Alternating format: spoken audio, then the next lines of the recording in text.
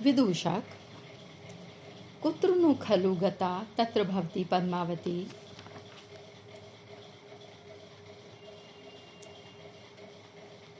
आदरणीय पद्मावती कहाँ चली गईं? लता मंडपम गता भवेत। हो सकता है लता मंडप में गई हों। उताहो असन कुसुम सचितम व्याघ्र चर्मावगुंठितवती गुंठितमेव व्याघ्र चर्मावगुंठितमेव पर्वत तिलकम नाम शिलापट्टकम गता भवेत। संभवतः लता कुंज में गई होंगी अथवा असन अर्थात दोपहरिया वृक्ष के फूलों से ढक जाने के कारण बाग की चर्म से मड़े हुए की भांति पर्वत तिलक नामक पत्थर के चबूतरे पर गई होंगी अथवा अधिक कटुक अधत्तच्छद वनम प्रविष्टा भवेत अथवा अधिक तेज गंध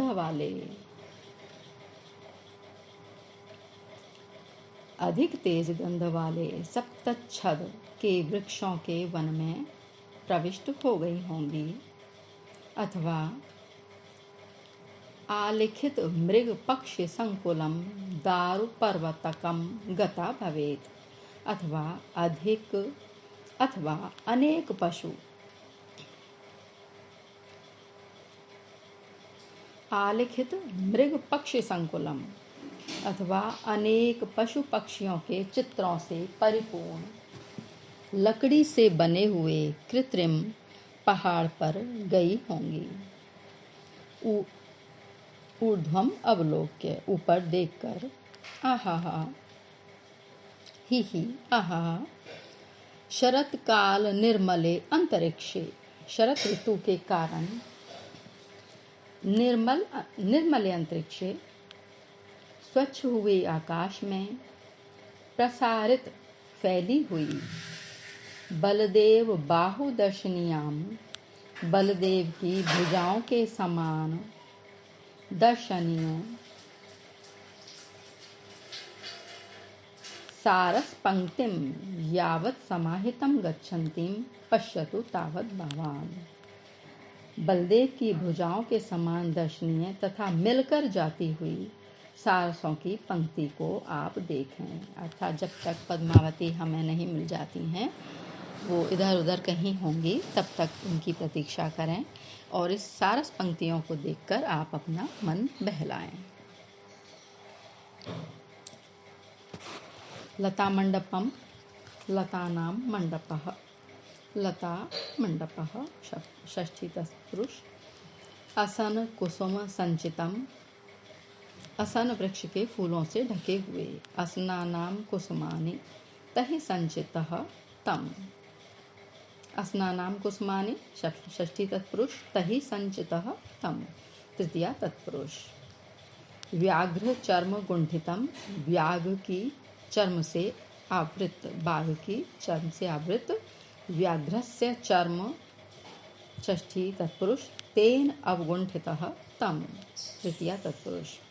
शिलापट्टकम पत्थर का चबूतरा शिलानाम पट्टकः तम षष्ठी तत्पुरुष।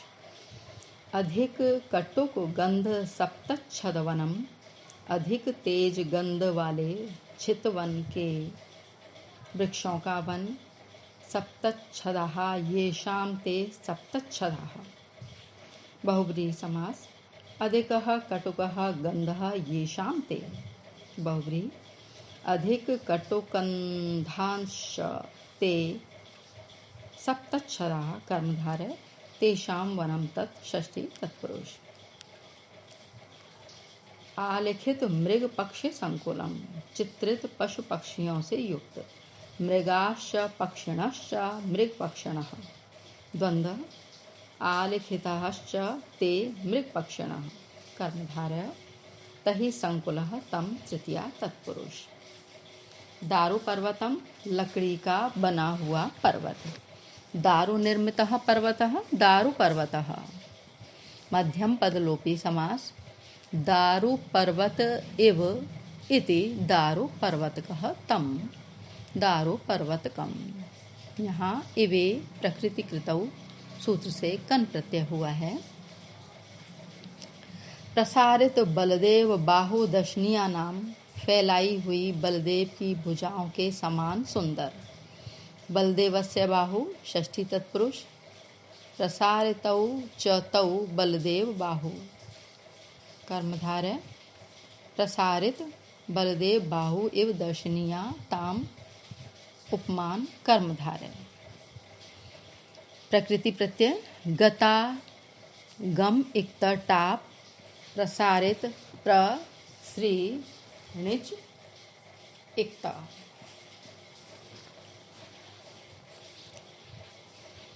ऋज्वायतां च विरलां च नतोन्नतां च सप्तर्षि वंश कुटिलां च निवर्तनेषु निर्मुच्यमान भुजगोदर निर्मलस्य सीमाम इव अंबरतलस्य विभज्यमानाम्। ऋजुआयताम्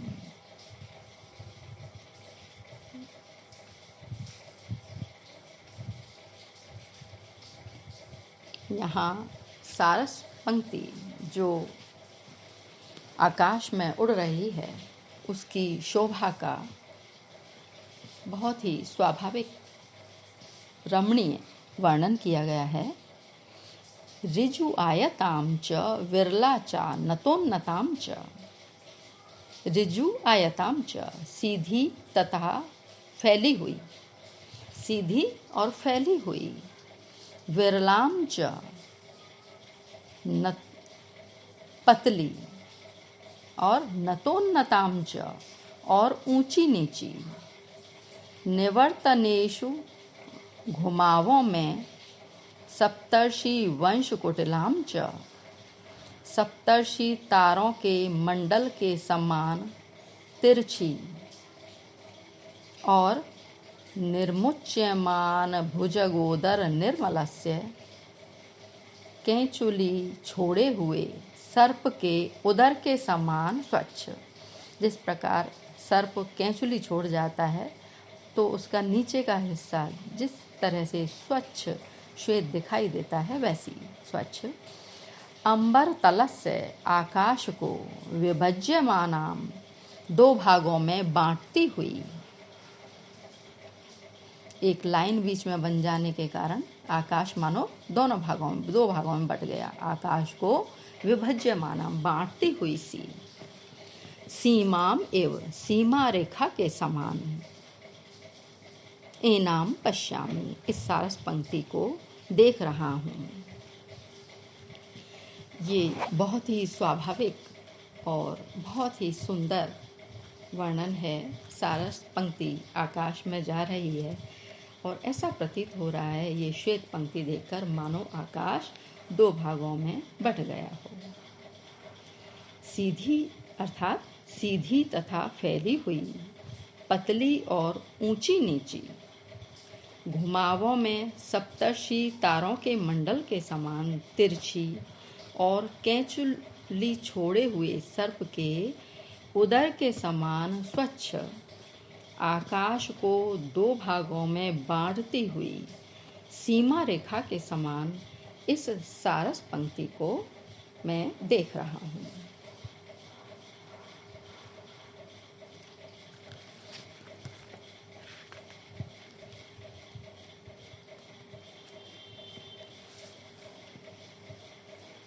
यहाँ पर महाकवि भास ने उड़ती हुई सारसों की पंक्ति का वर्णन आकाश को दो भागों में बांटने वाली सीमा रेखा के समान किया है। 7 ऋषियों का मंडल इस प्रकार मिलता है।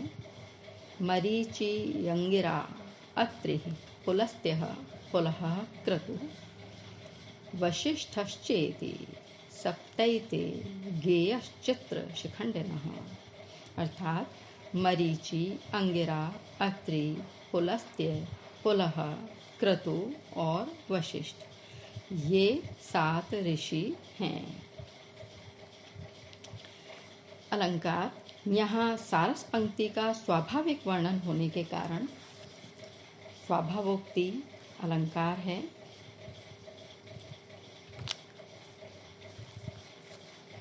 इसका लक्षण है स्वभावोक्ति रसौचारो यथावत वस्तु वर्णनम।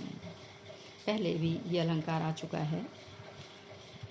सप्तर्षि वंश कुटिलाम तथा निर्मुच्यमान भुजगोदर निर्मलस्य, इन शब्दों में उपमा अलंकार है, जिसका लक्षण इस प्रकार है। प्रस्फुटम सुंदरम साम्यम उपमेत्य विधीयते। सुंदर साम्य जहाँ प्रस्फुटित होता हो, बताया गया हो, वहाँ उपमा अलंकार होता है।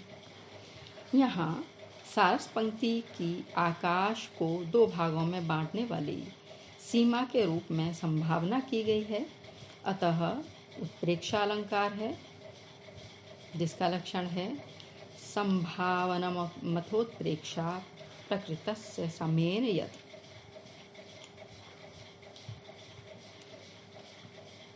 इस पद्य में वसंत तिल का छंद है, जिसका लक्षण है उक्ता वसंत तिल का तवजा जगौ गह। प्रत्येक चरण में 14 वर्ण होते हैं। वसंत तिल का छंद में गुण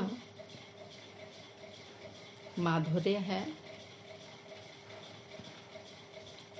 रीति वैदर्भी है,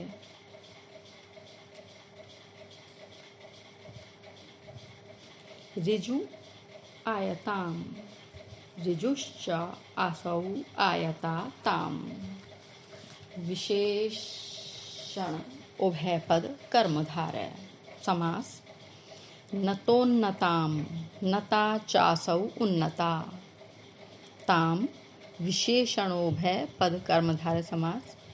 सप्तर्षि वंश कुटिलाम, सप्त च ते ऋषयः इति सप्तर्षयः।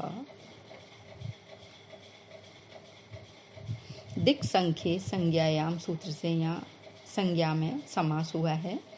सप्त ऋषीणाम वंशः, षष्ठी तत्पुरुष।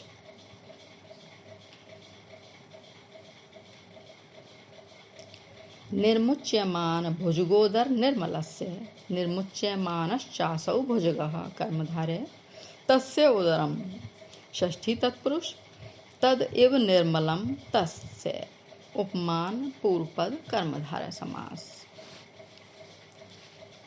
अंबर तलस्य, अंबरस्य तलम तस्य, षष्ठी तत्पुरुष। प्रकृति प्रत्यय विभज्यमानाम, वे भज लट। शानच प्रत्यय टाप,